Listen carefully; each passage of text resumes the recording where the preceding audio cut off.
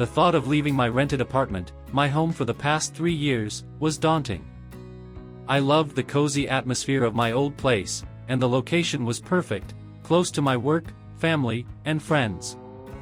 However, the landlord had informed me that he would not be renewing the lease, and I had to face the fact that I needed to find a new home. The search for a new apartment was not easy. I scoured the internet and newspapers for rental listings, but most of the places that caught my eye were either too expensive or too far away from my workplace. I visited several apartments, but none of them felt right. Some were too small, some had a bad odor, and some had no natural light.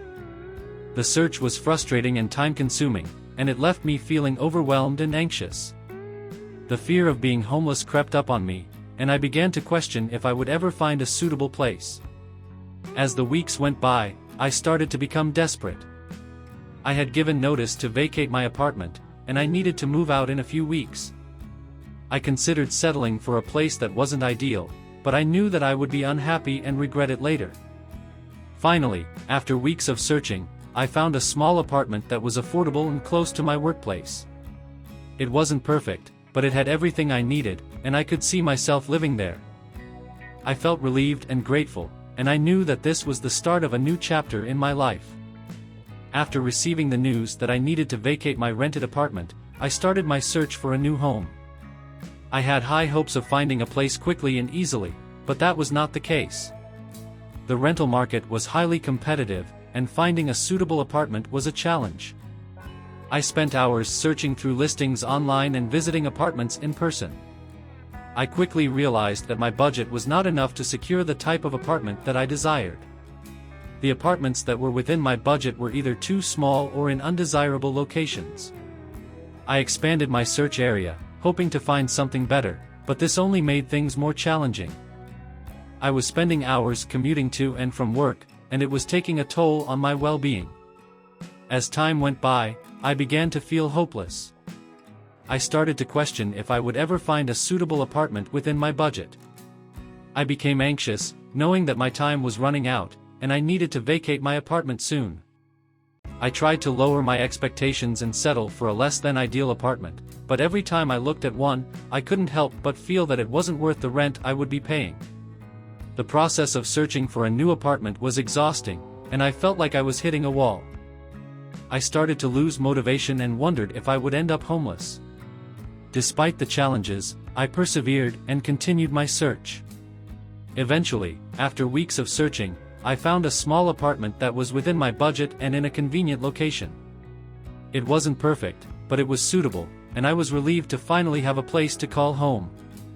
As soon as I found a suitable apartment, I knew that I had to start packing and preparing to move out of my old apartment. The thought of moving was stressful, as I had accumulated a lot of belongings over the years, and the idea of packing and transporting them was overwhelming. I had to start by decluttering and organizing my belongings. I sorted through all my clothes, books, and other belongings, deciding what to keep and what to give away. It was a long and tiring process, but I knew that it was necessary. Packing my belongings was a time-consuming and stressful task. I had to carefully wrap and pack all of my fragile items, making sure that they were secure for transport. It took me days to pack everything, and it seemed like there was always more to be done. I had to coordinate with friends and family to help me move my belongings to the new apartment. This was another source of stress, as I didn't want to inconvenience anyone. I also had to make sure that the move was coordinated efficiently, as I had to be out of my old apartment by a certain date. On top of all this, I had to deal with the emotional stress of leaving my old home. I had made many memories in that apartment, and it was difficult to say goodbye to the place that had been my sanctuary for the past 3 years. Overall, the moving process was exhausting, both physically and emotionally. However, with the help of friends and family, I was able to get through it and settle into my new home. After the exhausting process of searching for a new apartment and moving out of my old one, I was finally able to settle into my new home. Although it was a relief to have found a place, the process of adjusting to the new apartment was not without its challenges. Firstly, I had to adjust to the layout of the new apartment. It was smaller than my old place, and I had to figure out how to fit all of my belongings in without making it feel too cluttered. I had to reorganize my furniture and make some tough decisions about what to keep and what to donate or sell. Secondly, I had to adjust to the new neighborhood. While it was convenient for my work, I was not familiar with the area and had to learn my way around.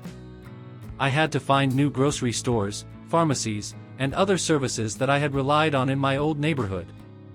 Thirdly, I had to adjust to the new noise level in the apartment. My old apartment was relatively quiet, but my new place was located near a busy street, and I had to learn to adjust to the noise. Despite the challenges, I slowly started to settle into my new apartment. I decorated it with new artwork and photos, which made it feel more like my own space. I also started to explore the neighborhood, trying out new restaurants and shops. As time went by, I started to appreciate the benefits of my new apartment. It was closer to work, which meant less time spent commuting. The smaller size meant less space to clean and maintain. And the new neighborhood had its own charm and character. Overall, while the adjustment period was challenging, I was able to make the new apartment my home and learn to appreciate its unique qualities. Just when I thought things were starting to settle down in my new apartment, I faced some unforeseen challenges that added to my stress levels. One of the first challenges I faced was a plumbing issue. I noticed that the water in my sink was draining slowly, and it eventually stopped altogether. I tried to unclog it myself, but my efforts were unsuccessful. I had to call a plumber to fix the problem, which added an unexpected expense to my already tight budget. Another challenge I faced was a noise issue. My upstairs neighbors were noisy, and I could hear every footstep and conversation through the ceiling. It was disruptive to my sleep and concentration, and it made it challenging to relax in my own home. I tried to talk to them about the noise, but they were not receptive to my complaints. I also had to deal with a pest issue. I noticed some ants in my kitchen, and despite my efforts to clean and get rid of them, they kept coming back. I had to call an exterminator to address the problem, which was an additional expense that I had not anticipated. All of these unforeseen challenges were overwhelming, and they made it difficult to feel comfortable and settled in my new apartment. I had to adjust to these new issues and find solutions to mitigate their impact on my daily life. I learned to be proactive about addressing issues as soon as they arose, whether it was calling a plumber or talking to my neighbors about the noise. I also researched solutions to the pest issue and tried different methods until I found one that worked. Despite these challenges, I was able to persevere and find solutions to each of them. Dealing with these challenges also helped me become more resilient and adaptable, which would be valuable skills for any future challenges I may face. Several months after I had moved into my new apartment, I received a legal notice in the mail. It was from my former landlord, and it stated that I owed them several months' worth of rent, as well as damages to the property. I was shocked to receive this notice, as I had always paid my rent on time and had left the apartment in good condition. I contacted the landlord to dispute the charges, but they were unresponsive to my calls and emails. I knew that I needed to take legal action to protect myself. I consulted with a lawyer, who helped me understand my rights and the legal process. We prepared a response to the landlord's claim and filed it with the court. The legal proceedings were stressful and time-consuming. I had to gather evidence and documentation to support my case, such as bank statements and photos of the apartment before I left. I also had to attend several court hearings, which meant taking time off from work and paying for transportation and legal fees. Despite the challenges, I was determined to fight for my rights and clear my name. After several months of legal proceedings, the case was finally resolved in my favor. The judge ruled that I did not owe any back rent or damages, and the case was dismissed. The legal proceedings were a difficult experience, but they taught me the importance of standing up for myself and seeking legal assistance when necessary. They also reminded me of the importance of keeping documentation and records, as they played a crucial role in winning my case. After going through the legal proceedings with my former landlord, I realized that my trust in people had been shaken. I had always been a trusting person, but the experience of being falsely accused of something I did not do had left me feeling vulnerable and mistrustful. As a result, I found it challenging to trust people, even those who had nothing to do with my legal situation. I became more guarded and hesitant to open up to others, which made it difficult to form new relationships and friendships. I knew that I needed to work on rebuilding my trust in others. I started by talking to a therapist, who helped me understand my feelings and work through my trauma. I also sought out support from friends and family, who provided a listening ear and a shoulder to lean on. I started to take small steps to trust people again. For example, I made an effort to be more open and friendly with my new coworkers, and I joined a social group to meet new people. I also made an effort to be more forgiving and understanding towards others, recognizing that everyone makes mistakes. Over time, my efforts paid off. I started to feel more comfortable and confident in my relationships with others, and I was able to form new friendships and connections. I learned that rebuilding trust takes time and effort, but it is possible with the right mindset and support system. After the ordeal with my former landlord, I knew that I needed to find a new place to live. I wanted to make sure that I found a home that was safe, secure, and met my needs. I started by doing research online and visiting different neighborhoods to get a sense of what was available. I made a list of must-haves and deal-breakers to help me narrow down my options. I also worked with a real estate agent who helped me find apartments that fit my criteria. The agent showed me different properties and helped me negotiate with landlords to get a fair lease agreement. After several weeks of searching, I finally found a new home that felt right. It was a spacious apartment in a safe and convenient location, with amenities that I needed, such as a gym and laundry facilities. Moving to a new home was not without its challenges. I had to pack up all my belongings, hire a moving company, and coordinate the move-in date with the new landlord. I also had to adjust to a new neighborhood and get used to a new routine. However, I was grateful to have found a new home that was a better fit for me. It provided a sense of security and stability, and it allowed me to start fresh after the challenges I had faced with my former landlord. One of the most challenging aspects of being forcibly kicked out of my rented apartment was the financial impact. Not only did I have to pay for legal fees and moving expenses, but I also had to find a way to make up for the income one had lost due to the stress and time away from work. To cope with the financial impact, I took several steps. First, I created a budget to help me track my expenses and prioritize my spending. I cut back on non-essential items and focused on paying off any outstanding debts. I also looked for ways to supplement my income. I took on extra shifts at work and looked for freelance opportunities in my field. I also sold some of my belongings that I no longer needed, such as clothes and furniture, to make some extra cash. Despite my efforts, it was still a challenging time financially. I had to make difficult decisions and sacrifice some of the things I enjoyed, such as dining out and traveling. However, I knew that these sacrifices were temporary and necessary to help me recover financially. Over time, my financial situation improved. I was able to pay off my debts and build up my savings again. I also learned important lessons about the importance of financial planning and saving for emergencies. After being forcibly kicked out of my rented apartment, I felt a deep sense of injustice and anger towards my former landlord. I felt like I had been wronged and wanted to seek closure to move on from the experience. One of the ways I sought closure was by writing a letter to my former landlord. In the letter, I expressed my feelings and frustrations, and asked for an apology and explanation for their actions. While I never received a response from my former landlord, the act of writing the letter helped me process my emotions and let go of some of my anger. I also sought closure through meditation and mindfulness practices. I attended mindfulness workshops and practiced meditation to help calm my mind and focus on the present moment. Finally, I found closure by focusing on the positive things in my life. I made an effort to spend time with friends and family, engage in activities that brought me joy, and practice self-care. By focusing on the positive, I was able to let go of the negative and move on from the experience with a sense of closure and peace. Being forcibly kicked out of my rented apartment left me with deep trust issues, not only towards landlords but also towards people in general. I found it hard to trust others, and I was always wary of potential scams or deceit. To deal with my trust issues, I sought professional help from a therapist. The therapist helped me work through my emotions and provided me with tools to build trust in myself and others. I also worked on setting boundaries and learning to say no when I felt uncomfortable or unsure.